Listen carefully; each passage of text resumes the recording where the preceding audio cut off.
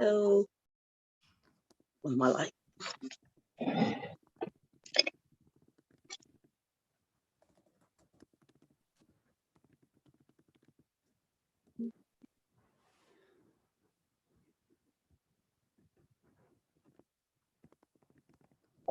Okay, we're on. This is the April 19th meeting of the Cleveland Heights University Heights Library Board of Trustees. I'll call the roll. Ms. Carlisle. Here. Ms. Crenshaw. Here. Ms. Llewellyn. Here. Mr. Gerbach. Here. Ms. Iwamoto. Here. Mr. McTighe. Here. Mr. Toracchia. Here. I certify that the notification of this meeting of the Library Board of Trustees has been made. First item is approval of the minutes from the March 15th meeting. Are there any corrections, additions? If not, do I have a motion and a second to approve? I'll make the motion. I have a second. I'll second. All those in favor signify by saying aye. Aye. Aye. Any Aye. opposed? Aye.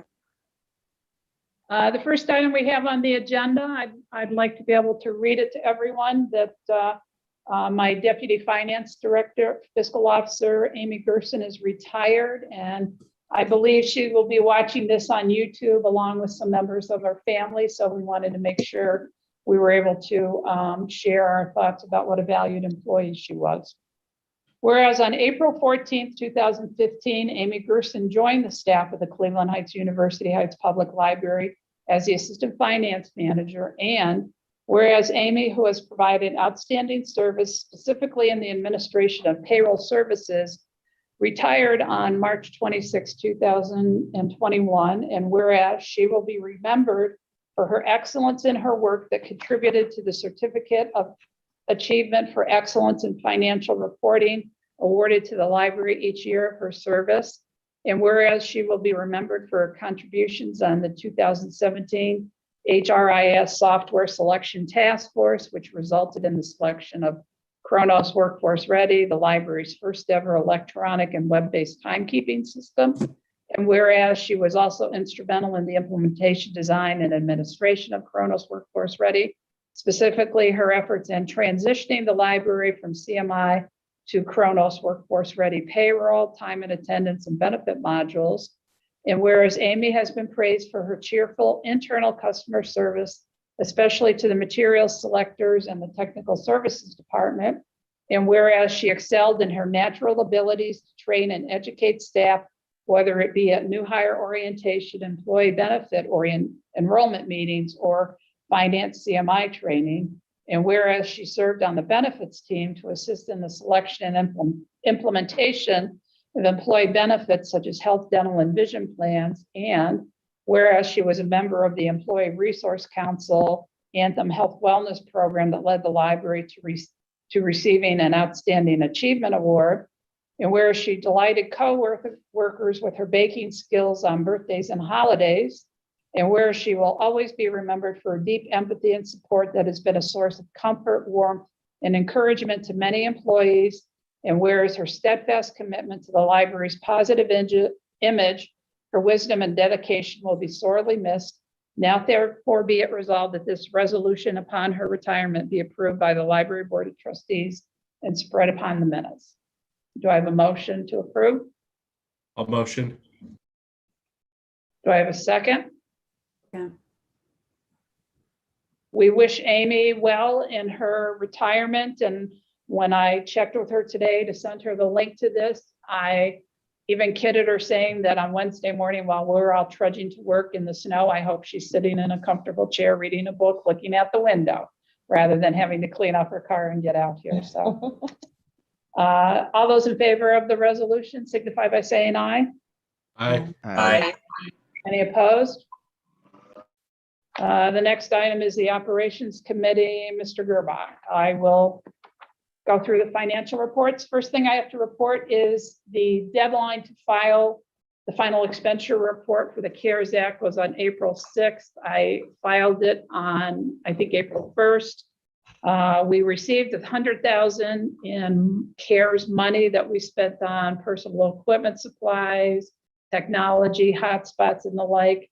And because I had to segregate the money in a separate fund and earn interest, we technically spent $100,006.80 to include all the interest, and that was noted in the financial report. If you look at the remainder of the financial reports, the interest rate from Star Ohio, the state investment pool, just continues to sink and sink and sink. It's down to 0.07%. We are doing well with our meter investment portfolio because that does have a laddered investments that some things come due in a year, 2 years, 3 years, 5 years. So we're still getting some decent money with that. If you look at page 5, which is the comparison from previous years through the end of March, you'll start seeing that our revenues started going down in mid-March last year because we shut down on the 15th, and no more meeting room fees and no more passport fees and copier fees, and that carried through this year's March, that we have brought in 865,000, but last year we brought in 936.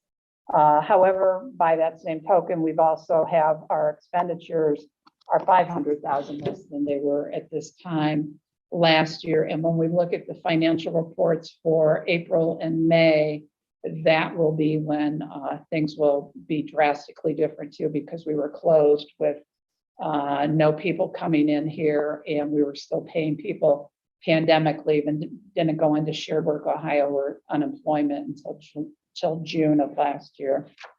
Our total revenues for the year are at 43.65%, mainly because we get our real estate taxes in 2 lump sums in March and August.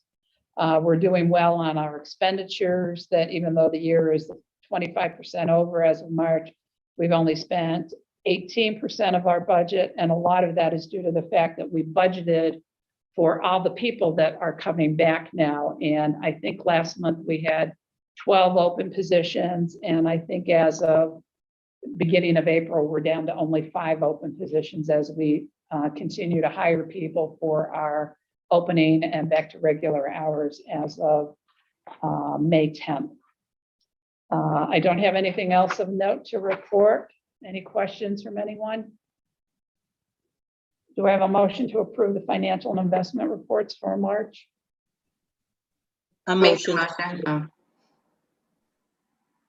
Who seconded? Who was I'll second. overlapping?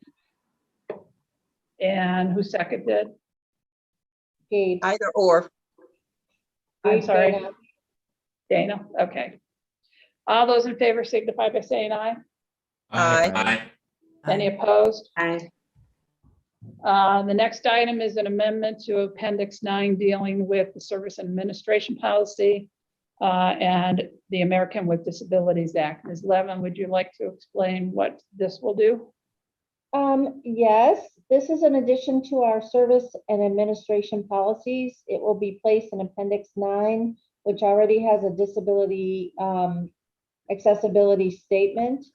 And the recommendation was given to us by our legal counsel that we have this kind of notice that states our willingness to modify our services and programs to allow full participation by people with disabilities.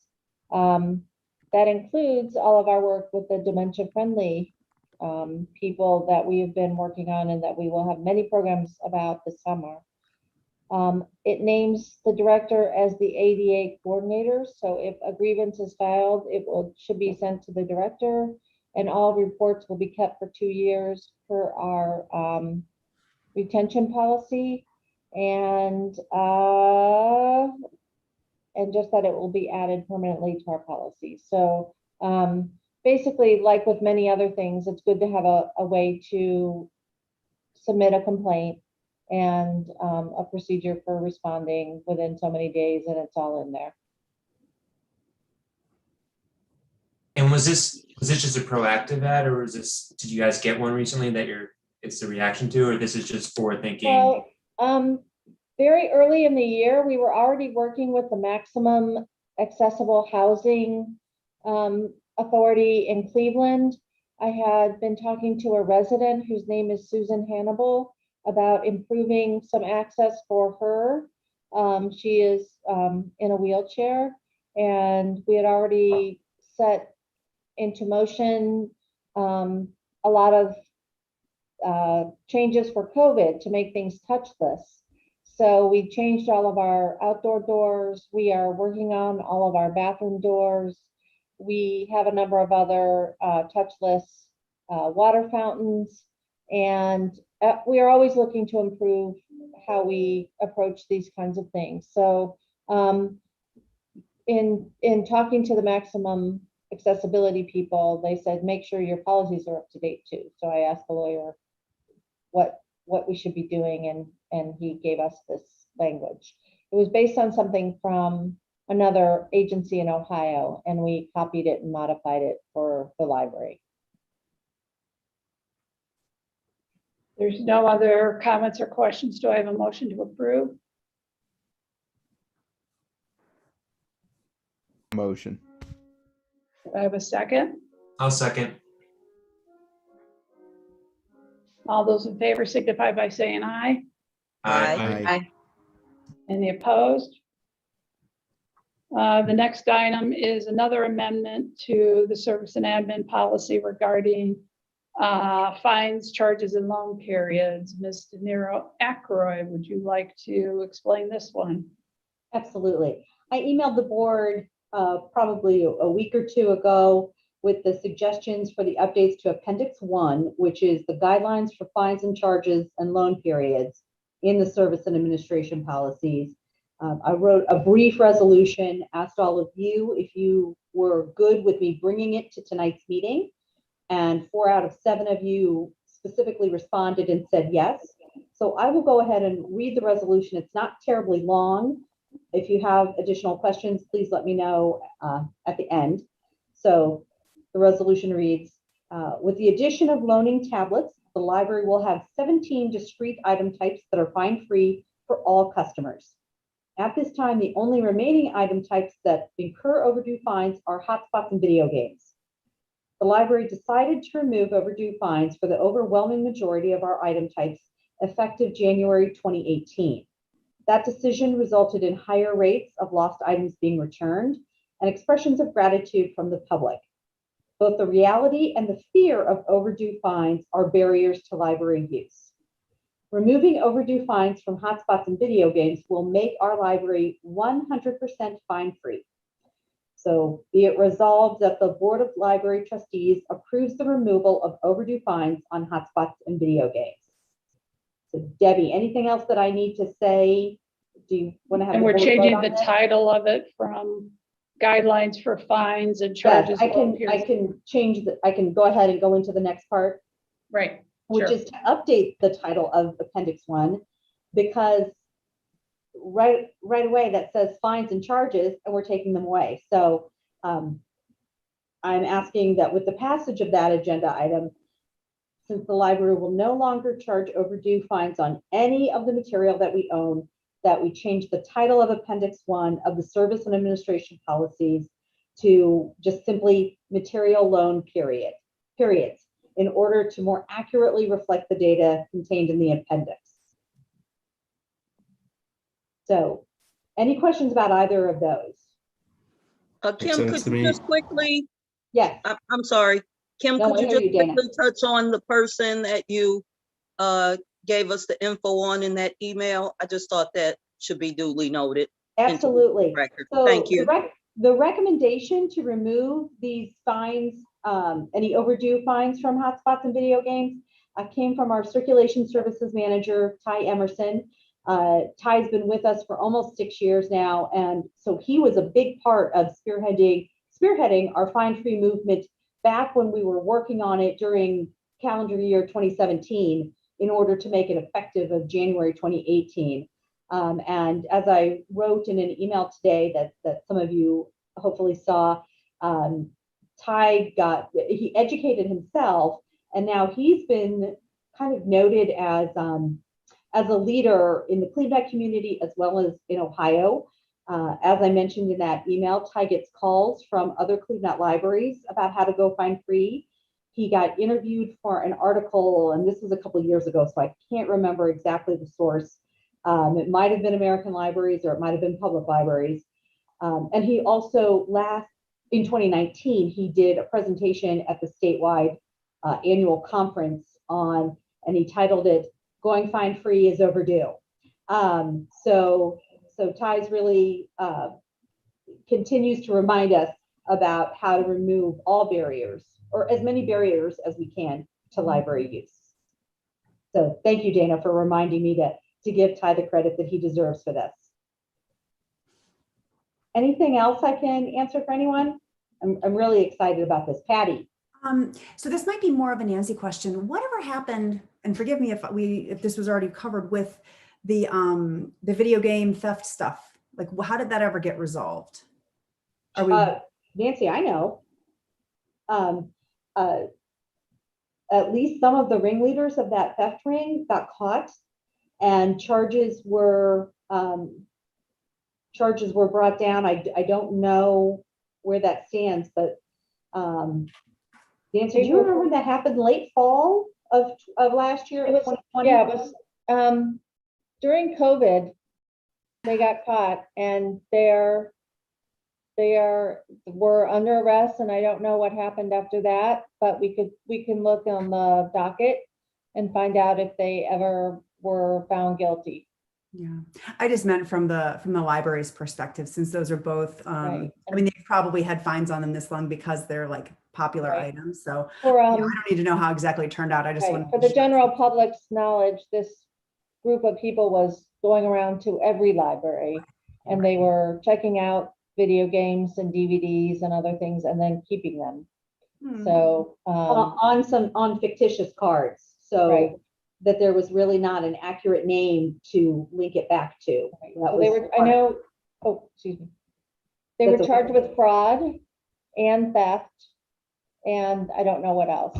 So we'll find out what the end result was. Yeah. Well, I'm glad then that our community can benefit from that kind of being resolved. So it's not like, oh, we're worried about people doing it again. Sounds like it's under control.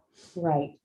And with overdue fines being removed, that doesn't stop a lost item from being charged. So if I check out a video game and I lose it or deliberately don't return it, I am charged for the replacement cost. So there is that difference. So we do still collect fees on lost materials if someone truly can't find something. And the other thing I should say, just for 100% clarification, is that once this is passed, tomorrow I'm going to have our technical services supervisor contact CleanNet, because they have to make the change internally in the catalog, and that takes a few days. So for anyone out in the public listening, it won't practically go into effect probably till the end of this week, because it does take a few days for that computer command to be installed into the online catalog. So We will, Patty, do you have more questions? I don't. Sorry, I'm fidgeting. That's okay. I- Fidget away. I have a question, actually, Yeah. kind of related to that, Kim. So let's say there's a community member who has a hotspot or a video game or DVD that is carrying a late fee, let's say, that got charged, was due yesterday, charged. Does that get wiped, or are the retroactive ones still going to know those fees? We can wipe it. So Okay. if somebody has it and it was due, like you said, yesterday, and they bring it in on Thursday, it's just a staff member has to wipe it. Sure. The ILS system probably, like I said, it'll probably take a few days, so it won't be automatic. A staff member would have to manually remove the fine. Perfect. Do I have a motion to approve? Motion. Do I have a second? Second. Ms. Carlisle? All those in favor signify by saying aye. Aye. Aye. I Any opposed? Next item is approval of an easement for Dominion Energy. And since we had the last meeting, I talked with Tim Passford, our facility supervisor, and the very back page has now a drawing from Dominion. They have a meter underground that they want to bring a little bit above ground, and it's not on the street side tree lawn. There's the tree lawn, the sidewalk, and then more tree lawn before our parking. And it's going to go on the tree lawn that's adjacent to our parking. We will not lose any parking spots. And they will dig up to bring the meter up a little and put a box around it so it'll be easier to service. And they will pay us $20,000 for the right to be able to do that. Any questions on that? Do I have a motion to approve? I'll motion. Do I have a second? I'll second. I have to do a roll call on this. Ms. Carlisle, Yes. Ms. Crenshaw, Yes. Ms. Llewellyn, Yes. Mr. Gerbach, Yes. Ms. Iwamoto, Yes. Mr. McTighe, Yes. Mr. Toracchia. Yes. We have a personnel report. I don't know if there's any specific questions you can see on the one page that it shows all the positions that are open, pending, filled. Nancy, is there anything you want to add on that? I want to commend Lori, Leslie, and Heather. They are all part of the hiring and orientation team. And they are moving these through quickly and still taking very careful consideration of all the things we have to do for fair hiring. And I'm doing a job offer tomorrow. I'm doing another one later in the week. Kim's going to do a couple while I'm on vacation. So we're just trying to get staffed up so we can be open. Okay, the next item is for the planning and external relations. We have a resolution to approve a contract with Bostwick Design for pre-design and visioning of the Noble branch. Does anyone have any questions about the resolution or comments? Nancy, do you want to talk a little bit about what this will entail? In our committee meeting, you met Rick Ortmeyer from Bostwick Design, a former board member, a resident of the community, and someone who has a lot of experience with libraries and with leading planning sessions. And I feel very confident that he will help us get to where we need to go in the next couple of months. We have a pending passage of your resolution tonight. We have a meeting set up with him later in the week. Nancy, can I ask real quick, from the joint boards meeting the other night, when you mentioned the closing of the street and maybe a greenway, did you get any feedback afterward from the city on that? I only have heard from people who want us to do that. I've heard from people who live on Monte Vista. I spoke to our CDC because they have a number of planners on their board. And I think Rick and I have been invited to speak to them, and they will also give us some other steps that we need to take in order to see that through. Once we present it to the city, it's a right of way for a, changing a right of way for a street. So it's really a city thing that has to be done. And we can provide preliminary drawings, but there's quite a bit that the city would have to do. So the first step is to convince the city council to agree, and then they can pass it along and get it going. So we will probably be petitioning in the neighborhood to make sure that we hear from all the residents about that specific part of our plan. And I will probably have some sort of document that I will circulate to them so that they can add their support to any proposal that we bring to city council.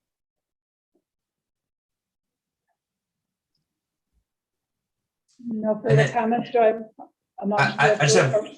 Go ahead, Ty. Yep, I just have one quick question. Rick is great and Bostwick is going to be great. Is there a reason that this doesn't have to go out to RFP? Is it below like a threshold or just falls in a different category? Okay, cool. Perfect. The threshold is $50,000 and I figured it was that number. Perfect. That works for me. when we go out to bid for an architect, that will be a public bidding process. This is a consulting contract. Do I have a motion to approve?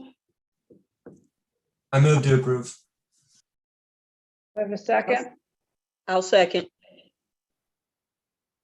Ms. Carlisle, Yes. Ms. Crenshaw, Yes. Ms. Llewellyn, Yes. Mr. Gerbach, Yes. Ms. Iwamoto, Yes. Mr. McTighe, Yes. Mr. Toracchia. Yes. Nancy or Kim, have you heard anything from the Friends as of late? For a report?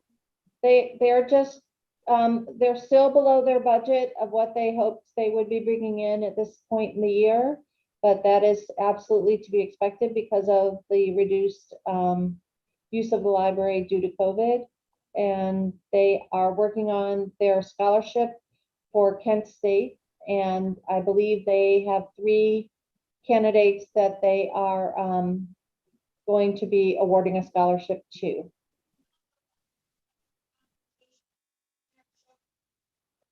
Ms. Llewellyn, do you have anything for a president's report? Not in particular. Thank you. Ms. Levin, director's report. I did want to remind the board that we are going back to our pre-COVID hours of operation on May 10th. The new hours were presented in the director's report, and that will happen on just on a Monday where we have been closed on Mondays. We will be open that Monday, May 10th. And that is why we've been trying to complete all of the hiring, because we lost a number of staff during the pandemic, and we need those people back so that we can return to our previous hours. Our sale with the Noble Presbyterian Church closes on April 30th. I will be out of town, but Debbie will present them with a check and sign the documents. And we are very excited to get going. And I put a link to a video for a concert that was prepared by the music teacher at Noble Elementary in your board packet. And it is the sweetest thing. And it must have taken such technical skill to sync all of those voices. There were like 30 children all singing, and it will cheer you up if you're having a dark day. I already mentioned Maximum Housing, Accessible Housing of Ohio. They have been doing an audit of our buildings. I saw them in the building last week, and we should be getting a report from them in the next few days. One of the things I know we're going to hear about is that when the next time we restripe our parking lots, we may be asked to make some changes to where the handicap spots are. That's one of the things they're looking at. And Beth, one of the people, told me that she was going to bring a friend in who is in a wheelchair and walk her through all of the different spaces so we can get some actual experience on the ground with some of our different challenges, so we can know what to do. But we already have a lot of plans to upgrade doors and things like that.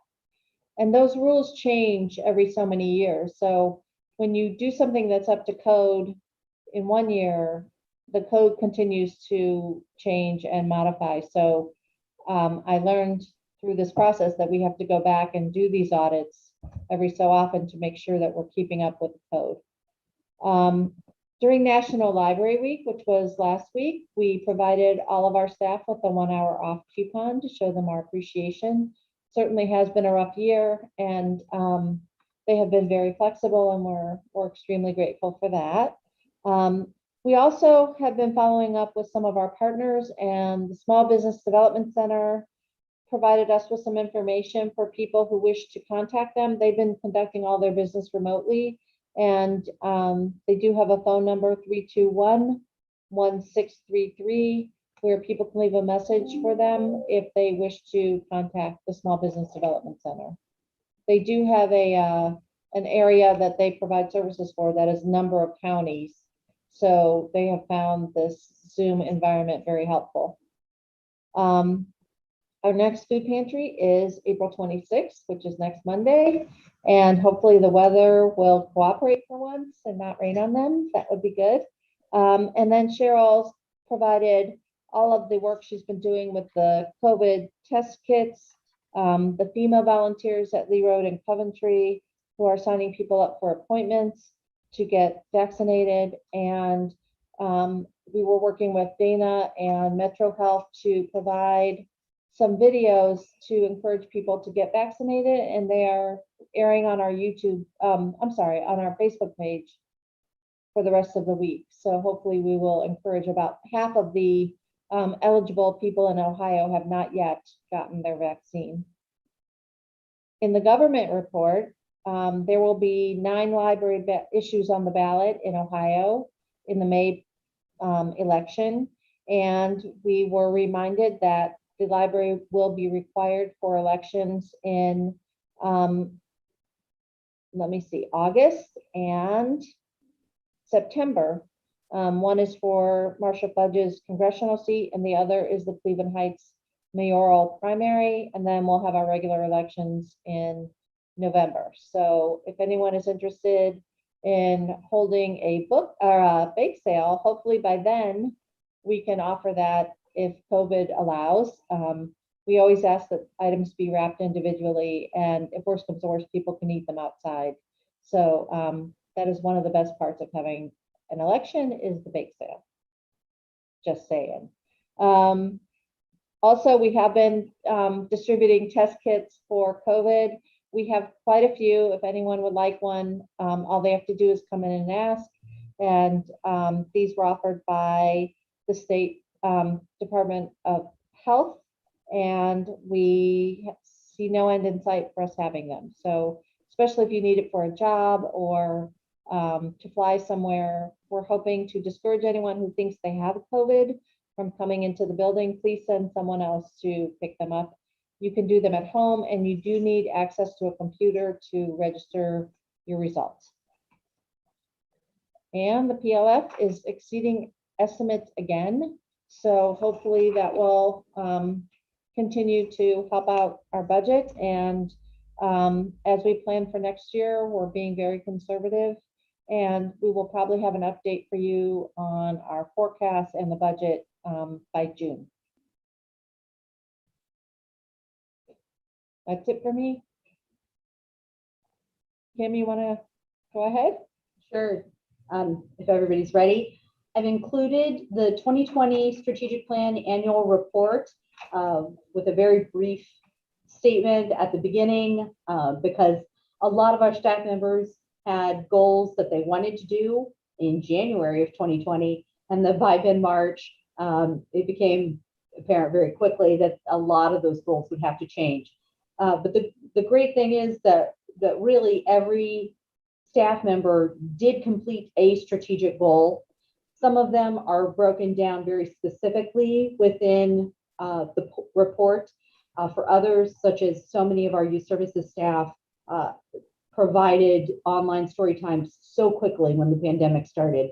They had new content available first on Facebook, then on Zoom, but they had those story times launch within 2 weeks of our closure. So they really kicked us off and launched our online services that we ended up providing all year because we can't meet in person.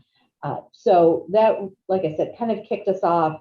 And when I looked at the strategic plan goals for 2020 in Kronos, our online timekeeping and performance software system, everybody had completed something. So including actually the board, because you're in here too with the addition of the Black Excellence mural at the Coventry parking lot. So we give a special extra shout out to you because you spearheaded that project for us. But so there's a lot to read in here. I won't go through everything because it's a few pages long. But if when you're reading things, you have questions, or if you see something now you have a question about, please just let me know. And again, this is 2020, so I was able to compile it with the completion of everybody's 2020 evaluation. So that process closed, which allowed me to work with Lori to get a report run on goal completion for 2020. So, any questions? Some of this you saw at the mid-year report that I gave you in, I think, July. I can't remember exactly when. So some things you might see on here and think, wait, I saw this before. But this gives you a complete picture of 2020. And we don't always do a mid-year report, but last year we thought it was important because we had so much pivoting that had to happen. Okay, I will go ahead and go on with the public service report for the month of March. And I realized one thing I didn't do when I posted this report is I didn't actually highlight the highlights. So I will briefly go through with the highlights. The first from adult services is we're continuing to get strong numbers and strong participation with the 1619 project, which is still online. Hopefully we'll be able to do in-person discussions again and meetings sometime this year. But that continues on with strong participation and a lot of customers who really care about that. So that's the adult services highlight. Circulation services reported on the tablet lending program that has launched during the month of April. And our circulation services department do more than just circulate the items that we think about, such as the books and DVDs and CDs. They are responsible for lending out the hotspots, the tablets. They're going to ramp up and try to offer passport service again. So they're going to be busy. Luckily, curbside has decreased a little bit as customers have come back into the libraries, but we still offer curbside for those customers who want it, which is a healthy number. Continuing education had some highlights about their popular the happy hours, the tech talks that are all still virtual and customers coming in. So they've had good attendance with that. They had 9 virtual computer classes during March with 106 participants. So that's very good. That's over 11 people per class. And that's a good number. It can be difficult to learn something like a computer skill online. So we're thrilled that we're continuing to offer those. Moving on to Coventry, Maggie Kinney made the highlight for March about Pat Gray's last event with us, which was hosting one of the Cedar Coventry author programs.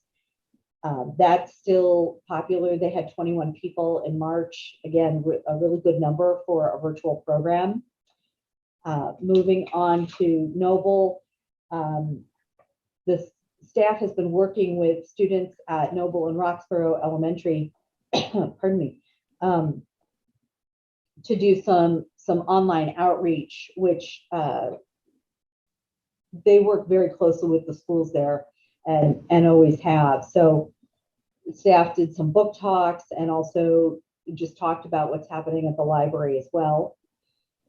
University Heights, if you've got the report in front of you, you see a couple of pictures that Sarah Phillips included. So the last one was their highlight of a couple of kids that took out one of the crafting kits. And we've been doing those kind of not really make it or take it, because you have to just take it, you have to take it home. But the activity packs that all of our branches have offered, really probably since late summer, maybe even midsummer of last year, they've been so popular. And at each branch, they have packs for different age groups, up through and including teen, and all of them have been popular. So it was nice that we got a picture from a customer who took a picture of her children, and that's in your packet as well.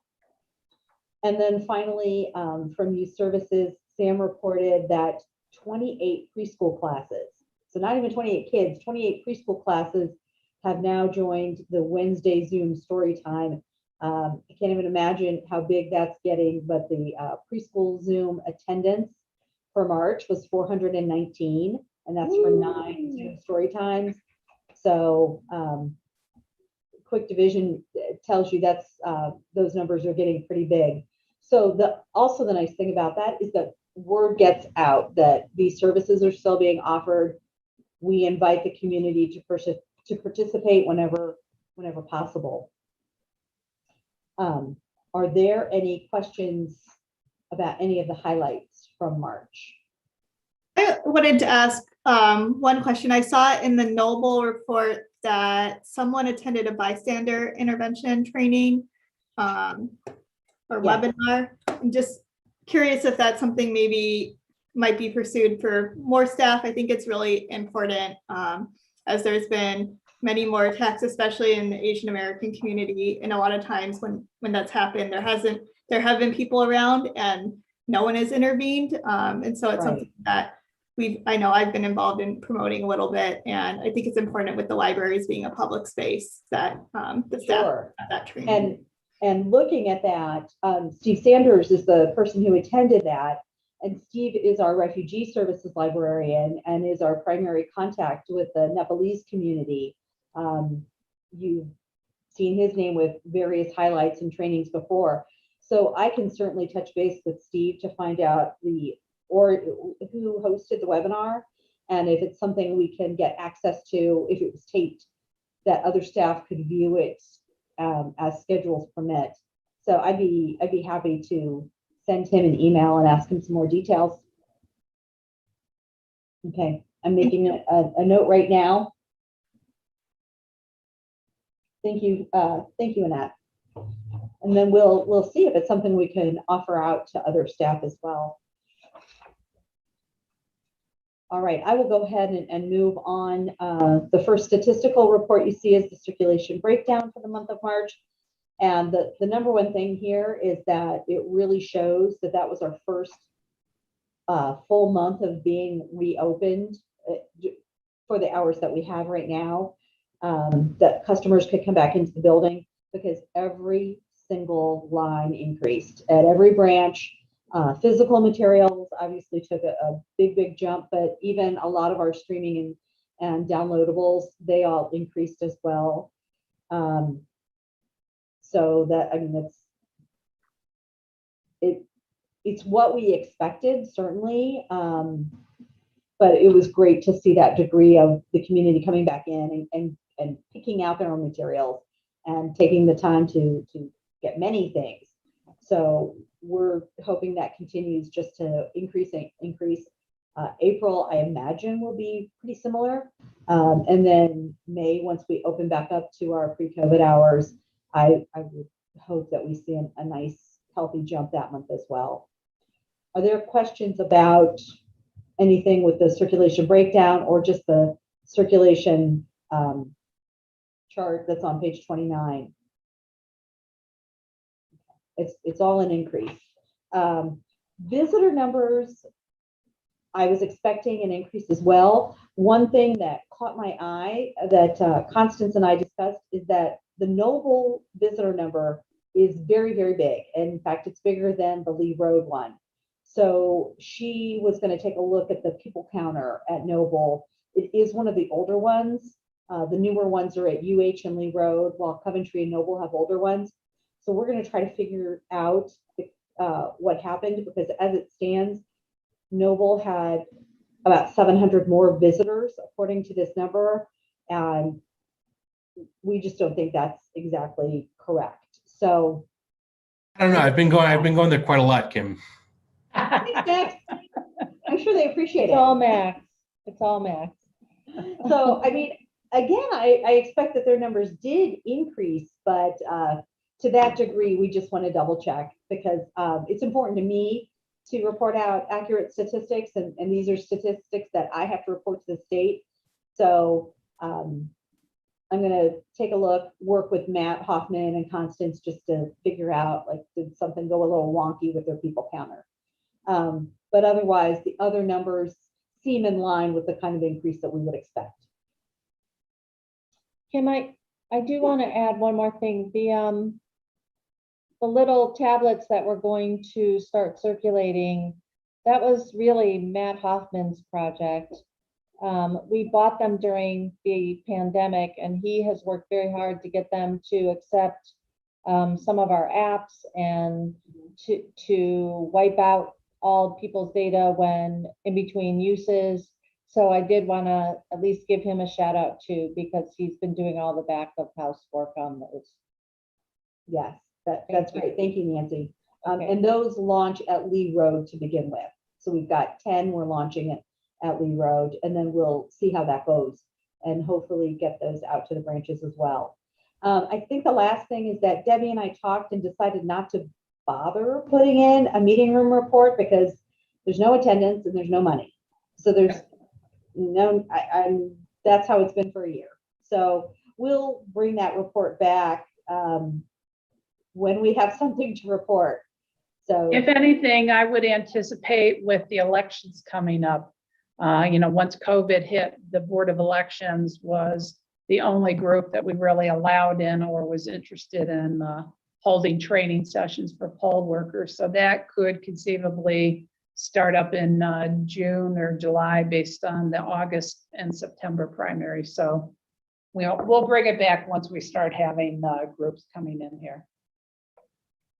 When we reopen in May, we're not planning to reopen the rooms yet. They Only- will be open, but the attendance will be severely limited. Nancy, do you have more I was numbers just on gonna that? say, probably only for very special uses, but we did figure out that what the attendance could be in each room and not one of them is more than 10. So, And do we have that listed anywhere so that people, when they're signing up, know that it's not the same as before, quite a when few of we're those ready, rooms? yeah, when we're ready, we will. Okay, We're gonna reorganize that a little bit because our staffing has changed. Kim Austin was promoted, which is wonderful. And she used to be the person that handled meeting rooms, so we're making a change to who is going to take those reservations. And once we get that all straightened out, we will open it up again, but it will probably be another month or so. okay. I just want to make sure that we anticipate that people will think differently and perhaps think that we're opening them at the same level and we're not, Right. so that the staff don't have to deal with a lot of fallback that they're being treated different or that you're not allowing me, you show the rooms are available, that we get some information out there. Of course. Yeah, we've been Thank you. working on changing the wording that when you go into the book a room, when you look at the website, it would be like, how do I? And it was like book a meeting room. Cheryl has been working already on changing the language for how many people are allowed in that. So that's in the development stages for when we get the duties assigned to someone. Okay, great. Okay, next item for new business is we will be going into executive session to discuss the purchase of sale or property. After the board approves a motion to go into executive session, we will stop the meeting and the recording. And we don't anticipate that the board, once they come back into public session, will be voting on any items. So this basically ends the public portion. Do I have a motion to enter executive session? I'll motion. Do I have a second? I'll second. Ms. Carlisle, Yes. Ms. Crenshaw, Yes. Ms. Llewellyn, Yes. Mr. Burbach, Yes. Ms. Iwamoto, Yes. Mr. McTighe, Yes. Mr. Toracchio. Yes. Okay, let me stop everything before anybody